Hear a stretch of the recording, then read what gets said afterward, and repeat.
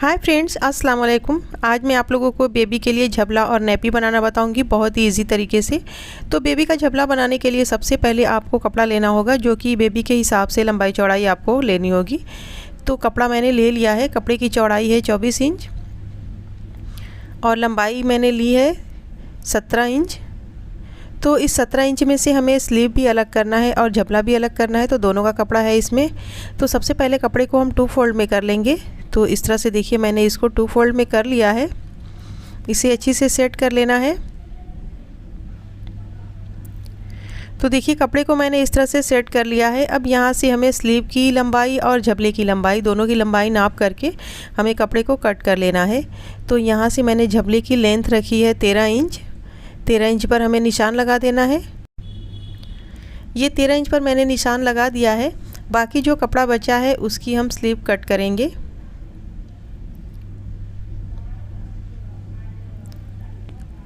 तो यहाँ से देखिए मैंने कपड़े को कट कर दिया है। बाकी 4 इंच का कपड़ा जो निकला हुआ है उसकी हम स्लीव कट करेंगे। तो फ़िलहाल उसको हम साइड में रखेंगे और अब इस कपड़े को एक बार और हम फोल्ड कर लेंगे, तो ये 4 फोल्ड में हो जाएगा।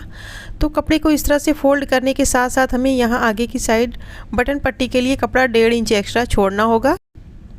तो यहाँ पर मैंने 1.5 इंच बटन पट्टी के लिए कपड़ा आगे निकाल दिया है और इस तरह से देखिए हमारे झबले की चौड़ाई 5.5 इंच है। अब यहाँ से हम गले के लिए निशान लगाएंगे 1.5 इंच पर। क्योंकि ये बेबी का झबला है तो हमें गले की चौड़ाई कम रखनी होगी, तो 1.5 इंच मैंने रखा है। यहाँ से कंधे की चौड़ाई रखेंगे 2.5 इंच। बाकी जो कपड़ा बचा हुआ है वो हमारा आर्म होल रहेगा। तो यहाँ से हम आर्म होल के गहराई का निशान लगाएंगे। तो देखिए यहाँ से हम 4.5 इंच नीचे तक निशान लगाएंगे। 4 इंच हमें निशान लगाना होता है, लेकिन हाफ़ इंच हम कंधे की तिरछी कटिंग करेंगे, तो उसके लिए मैंने हाफ़ इंच एक्स्ट्रा लिया है। तो 4.5 इंच पर टोटल मैंने इस तरह से निशान लगा दिया है। अब यहाँ से हमें हल्की सी गोलाई देना होगा। तो ये गोलाई देने के बाद अब हमारा ये वाला निशान कंप्लीट है। फ़िलहाल हम गले का निशान लगा लेंगे। 2.5 इंच गहराई गले की भी रहेगी और यहाँ से निशान लगा करके दोनों निशान को एक दूसरे से मिला करके गले की शेप में निशान को कंप्लीट कर लेना है। तो इस तरह से मैंने निशान लगा दिया है। अब यहाँ से हम कटिंग स्टार्ट करेंगे। तो यहाँ से मैंने आर्म होल की कटिंग कर ली है।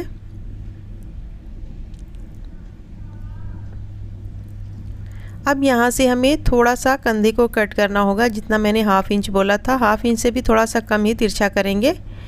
तो इस तरह से मैंने कंधे को तिरछा कर दिया है। अब यहाँ से हमें गले की कटिंग करनी होगी। तो पहले हम बैक गले की कटिंग करेंगे 1 इंच की गहराई में। निशान तो मैंने पीछे वाले पार्ट पर लगा दिया था, आगे वाले का निशान, लेकिन वही निशान हमें आगे वाले पार्ट पर उतार लेना होगा। चाहे आप अंदाज से भी इसकी कटिंग कर सकती हैं। तो इस तरह से देखिए मैंने आगे वाले पार्ट में फ्रंट गले की कटिंग कर ली है। तो ये हो गई हमारे झबले की टोटल कटिंग। आप नीचे की साइड चाहें तो गोलाई भी दे सकती हैं। फ़िलहाल मैंने इसको सीधा ही रखा है। तो अब इसको हम इस तरह से फैला लेंगे और इसको हम अच्छे से समझ लेते हैं कि इसको किस तरह से सिलाई करना है। तो सबसे पहले आप देख सकती हैं कि इसको इस तरह से फोल्ड करके रख लेना होगा। तो ये हमारा दोनों पार्ट ऊपर की साइड आ जाएगा, यानी कि मैंने झबले की टोटल कटिंग पूरी एक में की है। अब इसको हम साइड में रखेंगे, अपनी स्लीव की कटिंग करेंगे। तो स्लीव की कटिंग के लिए वही कपड़ा वापस से हम ले लेंगे जो मैंने साइड से निकाला है। अब यहाँ से हम 5 इंच की चौड़ाई नाप लेंगे।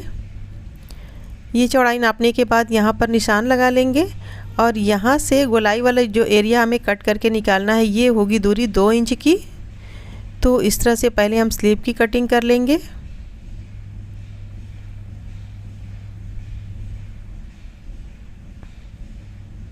यहाँ से मैंने स्लीव की कटिंग कंप्लीट कर ली है। अब ये हो गई झबला और स्लीव की दोनों की कटिंग। तो इसमें हमें अब सिलाई के लिए पाइपिंग भी लगाना होगा। तो पाइपिंग मैंने कट करके उसको लंबाई में जॉइंट करके रख लिया है। फ़िलहाल हम इसको ओपन करेंगे और इसकी सिलाई को बताएंगे कि किस तरह से सिलाई करना है। तो एक साइड का हम ये बटन पट्टी वाला हिस्सा इस तरह से फोल्ड करके सिलाई कर लेंगे और दूसरी साइड का भी हमें सेम तरीके से फ़ोल्ड करके सिलाई करना होगा, लेकिन आप चाहें तो इसमें थोड़ा सा ये पाइपिंग वगैरह लगा सकती हैं। तो देखिए मैंने पाइपिंग के लिए कपड़ा कट किया है।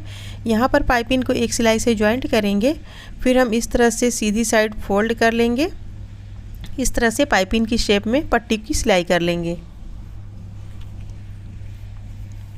तो देखिए मैंने पट्टी की सिलाई भी कर ली है और दूसरी साइड की सिलाई भी मैंने इस तरह से कपड़े को फ़ोल्ड करके कर ली है।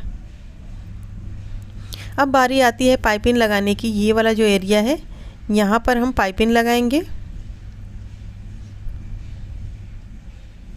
तो यहाँ से यहाँ तक हम पाइपिंग लगा लेंगे और फिर यहाँ से यहाँ तक पाइपिंग लगा लेंगे। दोनों में हमें पाइपिंग लगा लेना है। दोनों की पाइपिंग लगाने के बाद फिर वापस से हम स्लीव को लेंगे, उसमें भी पाइपिंग लगाएंगे। तो यहाँ पर पाइपिंग लगा लेंगे। तो पाइपिंग लगा करके देखिए मैंने तैयार कर लिया है। स्लीव में भी पाइपिंग लगा ली है, आर्म होल में भी पाइपिंग लगा ली है। तो ये पाइपिंग मैंने दोनों में इसलिए लगाई है क्योंकि हमें स्लीव भी लगाना होगा। उसका रीज़न मैं आगे चल के बताऊंगी। तो पहले हम इस तरह से इसको फ़ोल्ड कर लेंगे और यहाँ पर इस तरह से फ़ोल्ड करने के बाद कंधे की सिलाई करेंगे, दोनों कंधे की सिलाई, और नीचे की साइड भी, ये गले भी, दोनों हमें पाइपिंग से सिलाई कर लेना है। तो गले में पाइपिंग लगाने के बाद अगर नीचे की साइड चाहे तो आप एक सिलाई से फ़ोल्ड कर लें, चाहे तो पाइपिंग लगा लें। और ये स्लीव है, इसको हम इस तरह से फ़ोल्ड करके दोनों स्लीव को फ़ोल्ड कर लेंगे। उसके बाद हम इसको सिलाई से इस तरह से पैक कर देंगे। तो देखिए ये हमारा झबला रेडी हो गया है। लेकिन ये स्लीव मैंने किस लिए बनाया है, ये अक्सर लोगों को ये दिक्कत होती है कि ये गर्मियों के सीज़न में झबला बना के पहनाती हैं, लेकिन कट स्लीव की वजह से थोड़ा सा भी मौसम चेंज होता है तो वो कपड़ा बेकार हो जाता है। तो आप इस तरह से स्लीव बना के रख सकती हैं। जब आपको स्लीव की ज़रूरत हो तो आप इसमें स्लीव को जॉइंट कर सकती हैं। तो ये फिर आपको हर मौसम में ये झबला आपको काम देगा, इसलिए मैंने स्लीव इसमें बनाया है, वरना ये बिना स्लीव का भी ये चल जाएगा। यानी कि मैंने दो मौसम के लिए इस झबले को बना करके तैयार किया है। आप बहुत ज़्यादा गर्मी हो तो बिना स्लीव के पहना सकती हैं, और अगर थोड़ा सा मौसम चेंज हो तो इस स्लीव को इसमें जॉइंट कर सकती हैं। तो दोनों स्लीव को पहले हम जॉइंट कर लेंगे। जॉइंट करने के बाद फिर वापस से हमारा झबला रेडी हो जाएगा दूसरे मौसम के लिए। यानी कि ये 2 in 1 है।